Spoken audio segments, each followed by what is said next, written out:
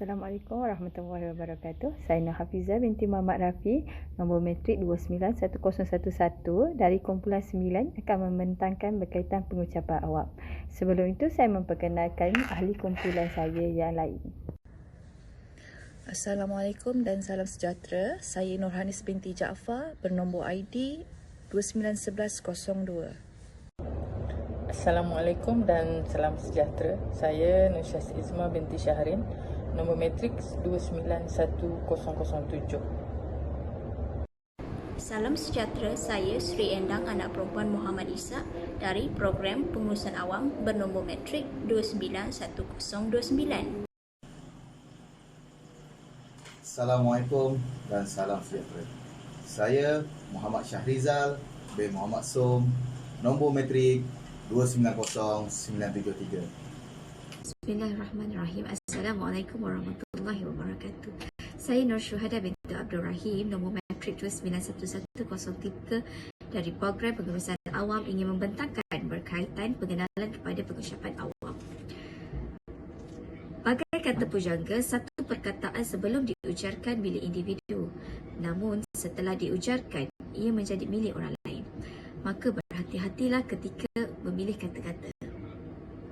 Pengucapan awam adalah satu proses interaksi dua hala dengan cara menghantar maklumat atau informasi antara yang berucap dengan yang mendengarkannya. Pengucapan awam ialah satu kemahiran yang wujud dalam diri seseorang individu, tetapi ia juga boleh dikuasai dengan pembelajaran berterusan. Pengucapan awam berlaku apabila kita berhadapan dengan orang ramai dan apabila kita berkomunikasi dengan lebih seorang. Individu yang membuat pengucapan awam perlu bersikap terbuka dan optimis untuk mengelak rasa gemuruh dalam diri. Persiapan diri juga perlu dilakukan sebelum memulakan pengucapan. Pengucapan terdiri daripada 4, iaitu extemporaneous, ucapan spontan, ucapan hafalan dan ucapan manuskrip. Ucapan extemporaneous adalah interaksi dua hala dengan cara menghantar maklumat atau informasi antara yang berucap dengan yang mendengarkannya.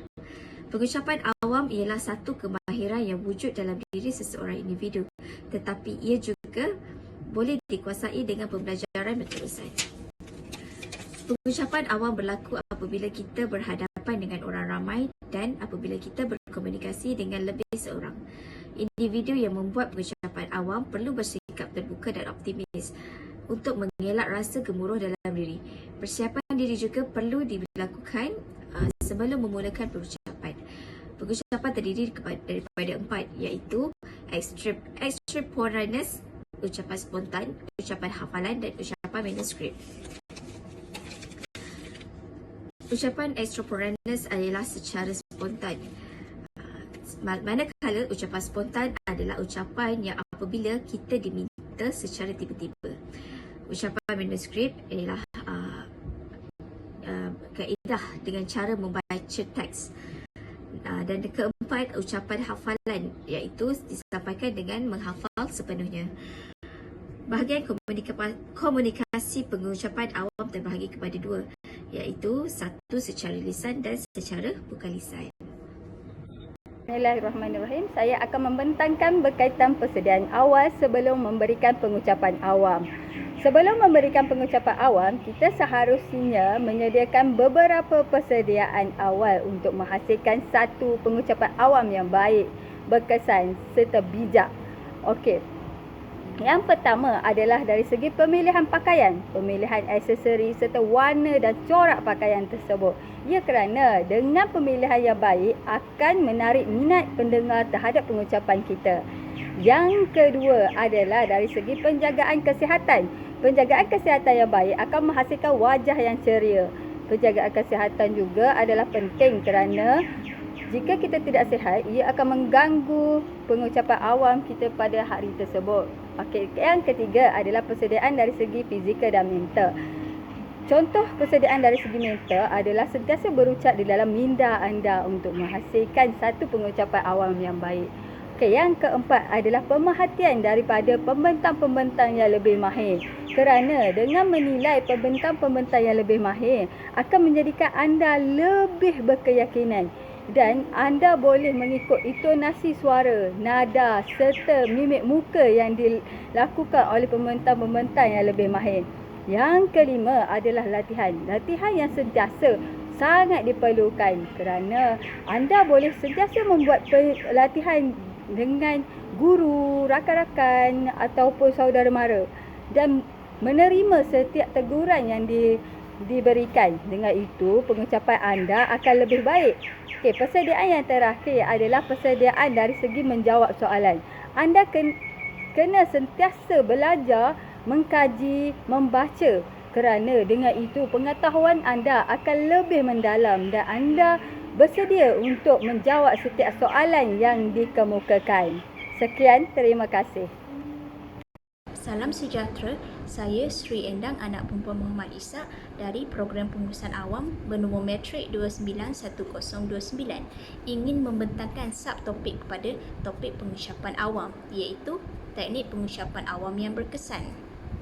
Terdapat beberapa teknik ataupun elemen yang perlu dititik beratkan oleh pengucap awam sekiranya beliau mahu pengucapan awam beliau itu berkesan dan sampai kepada penerima ataupun audiens.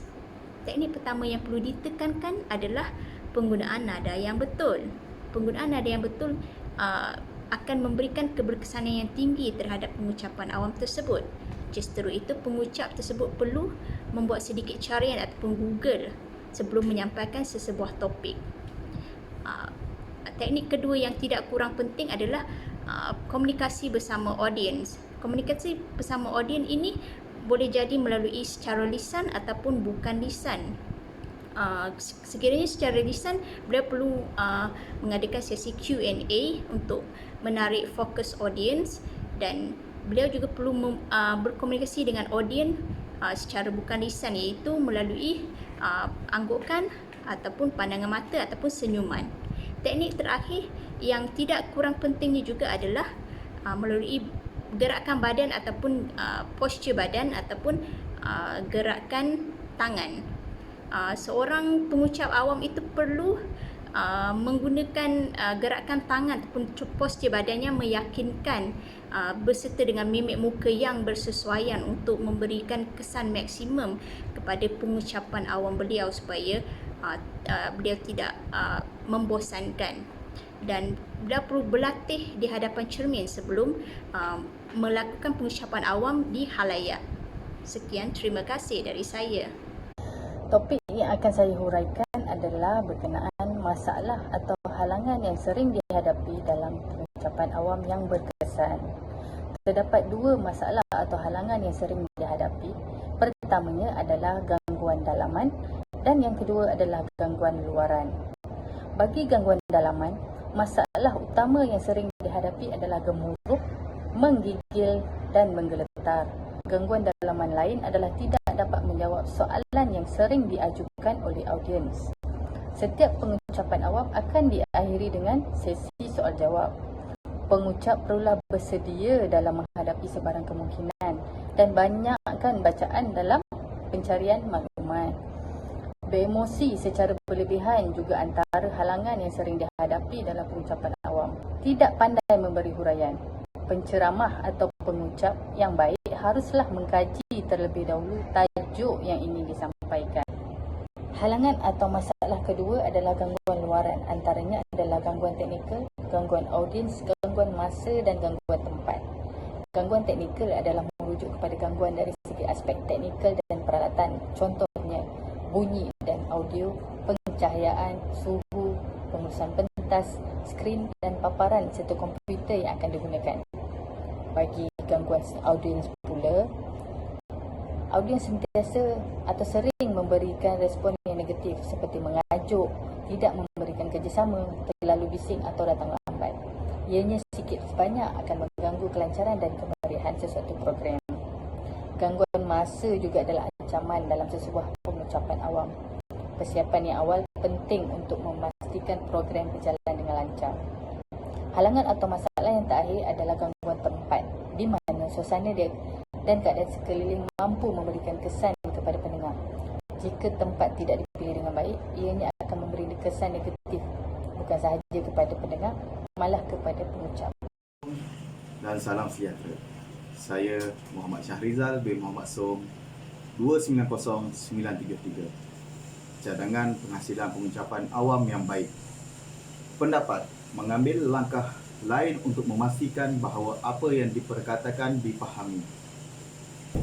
Perlu memastikan bahawa penonton mendengar apa yang mereka katakan, menilai dan memberi respon kepada apa yang mereka dengar. Penceramah menyatakan maksud dalam ucapan dan mempunyai saluran yang betul. Perlu memastikan ada tindakan atau respon yang dilakukan oleh pendengar. Sebagai reaksi terhadap mesej penuturan dikenali sebagai maklum balas atau respon. Aspek yang penting dalam pengucapan awam ialah bahasa badan. Mestilah menampilkan diri dengan baik secara fizikal maupun lisan dan bersesuaian dengan konsep majlis. Boleh menarik perhatian juri serta minat penonton atau pendengar sekiranya mereka memiliki pengetahuan yang lebih tinggi. Perlu meyakinkan penonton tentang apa yang disampaikan, mempunyai kemahiran komunikasi dalam bertutur, menulis, mendengar dan juga bertutur. Mestilah mahir ataupun bijak dalam penggunaan peralatan penyelesaian yang sesuai semasa membuat pengucapan awam. Sekian, terima kasih. Assalamualaikum warahmatullahi wabarakatuh dan salam sejahtera. Nama diberi ialah Nurhanis binti Jaafar, bernombor matrik 291102. Di sini saya akan membuat kesimpulan mengenai teks pengucapan awam. Apa yang dapat saya rangkumkan ialah pengucapan awam merupakan proses penyampaian maklumat kepada sekumpulan pendengar secara verbal, tidak kira sama ada berada di atas pentas, di dalam pejabat ataupun di atas talian. Jadi tuan-tuan dan puan-puan sekalian, terdapat 3 bahagian asas yang perlu ada di dalam sesebuah pengucapan awam, iaitu pendahuluan, isi dan juga penutup. Pepatah ada mengatakan, belakang parang jika diasah pasti tajam juga. Ia boleh digambarkan latihan intensif yang dilakukan oleh seseorang pengucap dapat memberi impak yang bagus terhadap penyampaiannya. Bak kata, alah bisa tegal biasa. Perasaan gemuruh dapat diatasi dengan mudah apabila seseorang pengucap sudah biasa menyampaikan ucapan di hadapan penonton. Pengucapan awam yang baik adalah kredibiliti seorang pengucap menyampaikan hujah dengan baik, berkesan, bersungguh dan dapat mencapai objektif. Kepuasan bagi seseorang pengucap adalah apabila dia mendapat tumpuan penuh berserta ekspresi muka dan dihujani dengan soalan dari penonton. Justru itu tuan-tuan dan puan-puan, persediaan rapi adalah amat penting sebelum memulakan sebuah pengucapan awam. Suka untuk saya ingatkan bahawa kesan pengucapan awam yang baik akan hadir jika kita selalu membetulkan teknik pengucapan kita dan selalu berlatih. Buah cempedak di luar pagar, ambil galah tolong colokkan. Saya budak baru belajar, jika salah tolong tunjukkan. Sekian daripada saya. Assalamualaikum warahmatullahi wabarakatuh.